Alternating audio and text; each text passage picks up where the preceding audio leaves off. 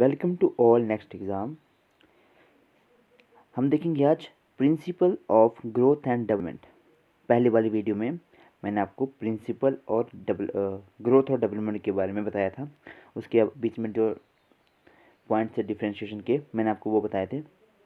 अब हम देखेंगे कुछ principal of growth and development, क्योंकि आपको पता है कि बीएड का फर्स्ट ईयर के एग्ज़ाम जो आने वाले हैं, तो उसके लिए हम ये कर रहे हैं।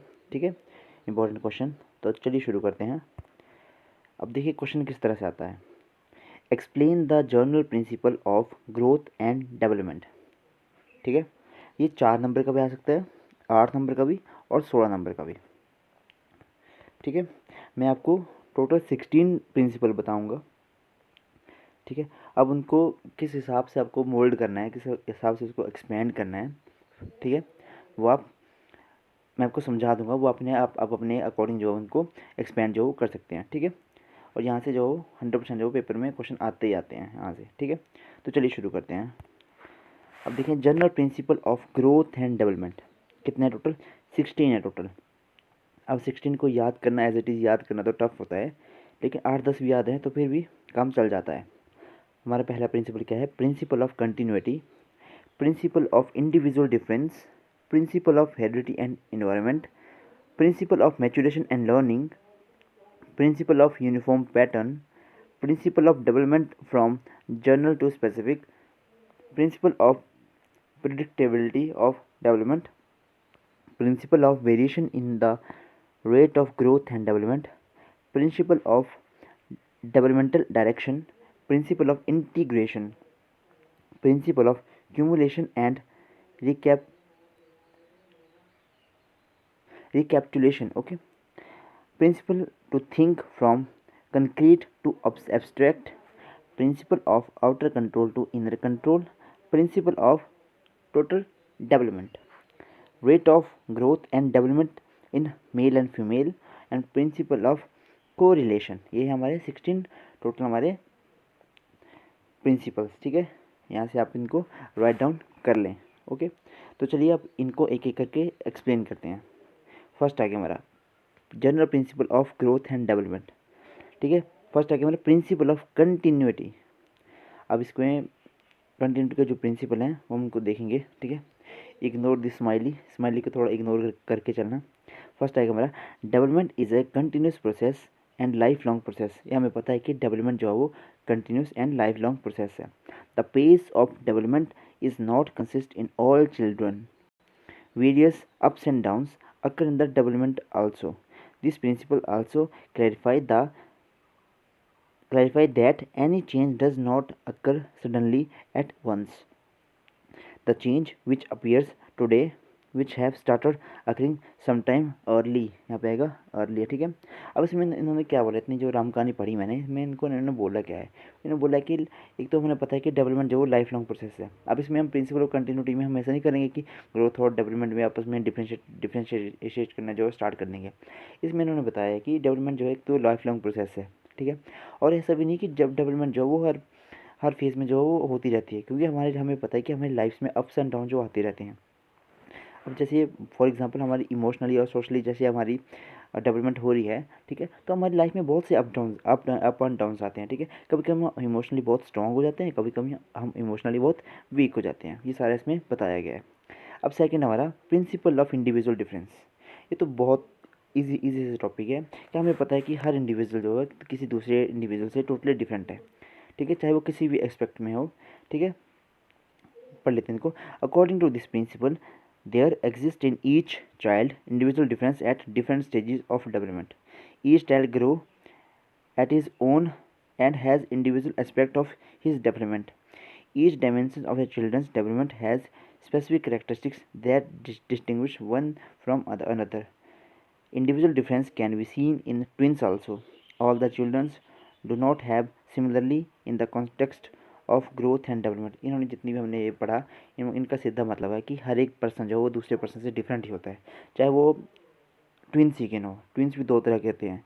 ठीक है, एक होते हैं हमारे नॉर्मल ट्विंस और देखो दूसरा तुम्हारे फैटर्नल ट्विंस, ठीक है।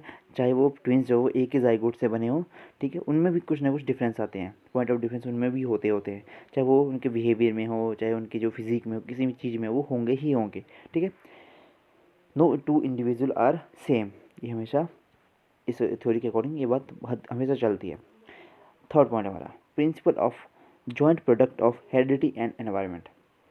अब हेरिडिटी और एनवायरनमेंट होता है, हेरिडिटी होता क्या है? हेरिडिटी मतलब ऐसे करेक्टर जो हमें हमारे पेरेंट्स से हमारे में ट्रांसफ़र होते हैं, वो हो गए हमारे हेरिडिटी करेक्टर। फॉर एग्जांपल हमारे स्किन कलर, हेयर हेयर हमारे स्ट्रेट हैं, कर्ली हैं, आई कलर, ये सारे जो हमारे हेरिडिटी से आते हैं, हमारे ब्लड ग्रुप्स वगैरह, ठीक है। अब इन्वायरमेंट का इन पे बहुत इंपॉर्टेंट रोल प्ले होता है, ठीक है। फॉर एग्जांपल अगर हम किसी, जैसे हम यहाँ हिमाचल में रह रहे हैं, अगर यहाँ से हम चले जाएँ किसी ठंडे इलाके में चले जाएँ, और ठंडे इलाके में चले जाएँ, ठीक है, अपर लद्दाख वाले एरिया में चले जाएँ, ठीक है, या यूरोपियन कंट्रीज़ में चले जाएँ, तो हमारा स्किन कलर जो है वो थोड़ा फेयर हो जाएगा। क्यों? क्योंकि हमारी बॉडी में एक पिगमेंट होता है हमारा मेलेनिन, उस पिगमेंट की वजह से हमारा जो स्किन कलर जो वो ब्लैक हो जाता है, ठीक है। जैसे हम थोड़ा साउथ की तरफ जाएंगे तो हमारे जो बॉडी का कलर है वो थोड़ा सा डार्क होना स्टार्ट हो जाता है। ये सारा एनवायरमेंटल फैक्टर है, ठीक है। Heredity and environment are contemporary to each other. Growth and development it is a combination of heredity and environment. Various studies have proved that heredity and environment definitely affect the growth and development of the child. Heredity and environment is considered as a foundation of the child personality. यह इन्होंने सीधे वही बातें बोली कि हर किसी के मतलब जो लाइफ है उसमें हेरिडिटी और एनवायरनमेंट का काफ़ी इंपॉर्टेंट रोल होता ही होता है, ठीक है। और ये आपस में कंटेम्प्रेरी होते हैं, ठीक है, चाहे उनकी ग्रोथ और डेवलपमेंट दोनों को ये अफेक्ट करते ही करते हैं। थर्ड है हमारा, फोर्थ पॉइंट है हमारा principle of maturation and learning. Maturation and learning play a very important role in the process of growth and development. काफ़ी इंपॉर्टेंट रोल प्ले करते हैं हमारे। A child acquire maturity for any task, but it is not essential that maturity would appropriate for some others task also. Hence, the maturity level of the children also difference. These differences of variation affect the learning process. अब इन्होंने क्या बोला कि जो maturity level होती है, कि मान लीजिए कि कोई काम वो कोई टास्क कर रहा है, उसका जो मेच्योरिटी लेवल जो बढ़ रहा है, लेकिन ऐसा भी ज़रूरी नहीं है कि वो कोई भी काम करेगा तो उसका मेच्योरिटी लेवल जो बढ़ेगा ही बढ़ेगा, ठीक है, ऐसा नहीं होता है, ठीक है। और मेच्योरिटी लेवल जो चिल्ड्रन टू चिल्ड्रन वेरी भी करता है, ठीक है। और काफ़ी ज़्यादा इन पर लर्निंग स्किल को मेच्योरिटी जो है वो लर्निंग की जो स्किल्स है उनको क्या करता है, अफेक्ट करता है, ठीक है। This differences of variation affect the learning process also, ठीक है। फिफ्थ पॉइंट हमारा प्रिंसिपल ऑफ यूनिफॉर्म पैटर्न। अब ये प्रिंसिपल हमारा क्या बोलता है? Uniform is seen in the process of development beside to many individual difference, but his but his uniformity exist in the context of the development, ठीक है। अब ऐसा देखा गया है कि जो हमारा यूनिफॉर्म पैटर्न है ना, वो इंडिविजुअल डिफरेंस के ऊपर क्या करता है, काफ़ी इंडिविजुअल डिफरेंस होते हैं, फिर भी यूनिफॉर्मिटी जो है वो प्रोसेस जो मतलब हमें देखने को मिलती है। पर दिस ये हमारी जो यूनिफॉर्मिटी है एग्जिस्ट करती है कहाँ पे? इन द कॉन्टेक्स्ट ऑफ डेवलपमेंट, ठीक है। ये जो है कहाँ पे एग्जिस्ट करती है? जहाँ पे हम डेवलपमेंट की बात करते हैं।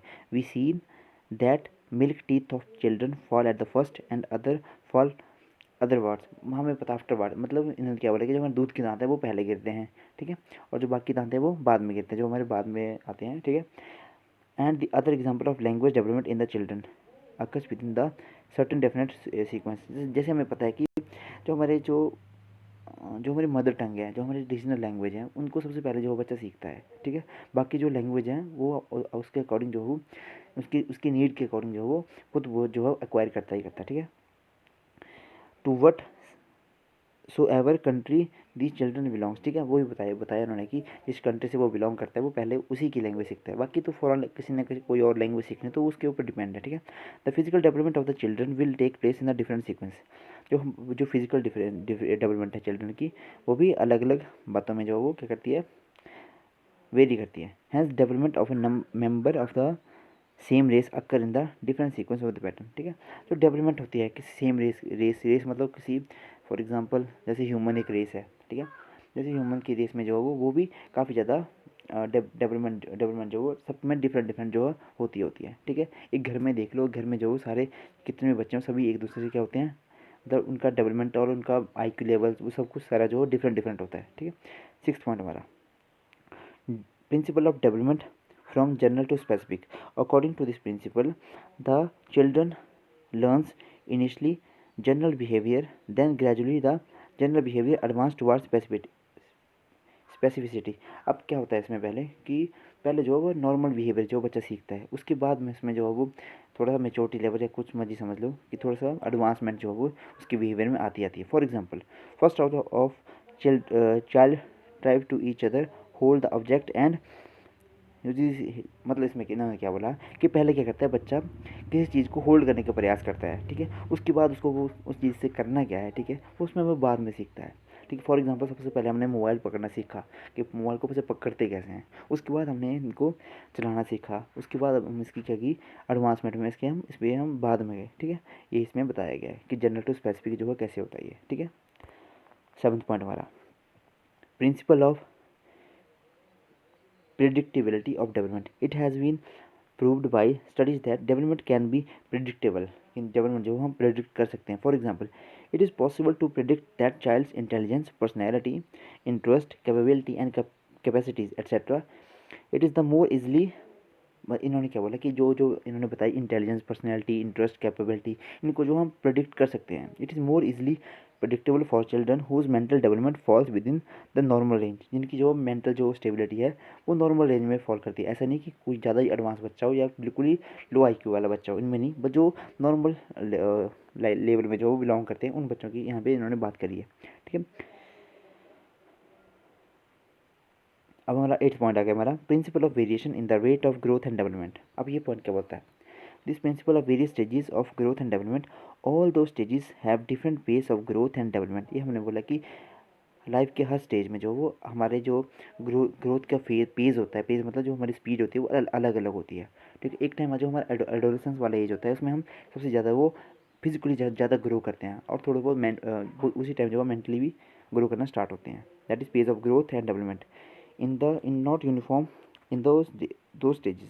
During the initial stage, the rate of the physical growth is faster.